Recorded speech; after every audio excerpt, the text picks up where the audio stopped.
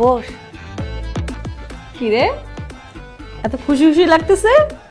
দুলাভাইকে কি খুব ভালো লাগছে নাকি? আলহামদুলিল্লাহ। বাবা মিষ্টি মুখ করো। সমস্যা নেই। মা, আমি একটু ওনার সাথে আলাদা কথা বলতে চাই। আচ্ছা ঠিক আছে, বলবি। বাবা যাও, আমার মেয়ে তোমার সাথে কথা বলতে চায়। মা, ওনার সাথে না, ওনার সাথে। কি ছেলে বন্ধুর সাথে কথা বলবি?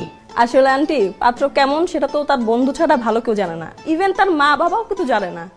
তাই তো হিমি চাচ্ছে ওনার সাথে একটু কথা বলার জন্য, পাত্র কেমন।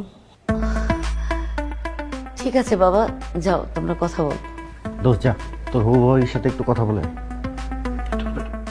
রনি তুই যা, কথা বল। আরে যা, সমস্যা নাই। আরে যাও না, যাও। ভাইয়া যান না।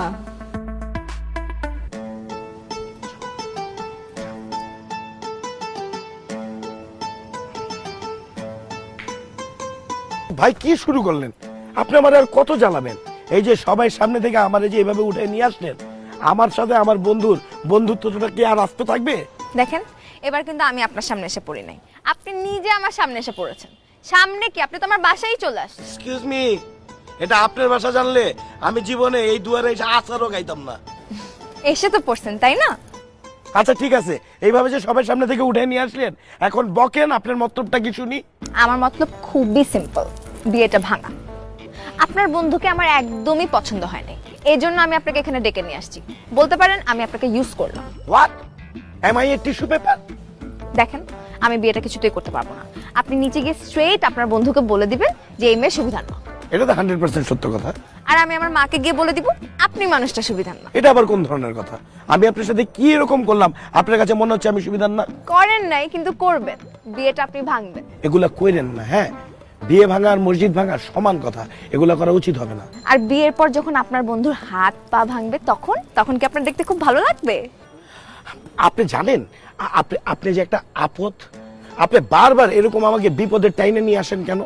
শুনেন, আপনার কাছে দোয়াই লাগে, আল্লাহর ওয়াস্তে আপনি দুটো পায়ে পড়ে, আপনি আর আমার সামনে পড়েন না, পায়ে পড়লাম প্লিজ। করতেছেন? আপনি আজকের পর থেকে আমার থেকে 100-200 দূরে থাকবেন প্লিজ, আমার সামনে আসেন না। আপদ রাস্তাটা, আপনি একটা ট্রাবল। Thank you.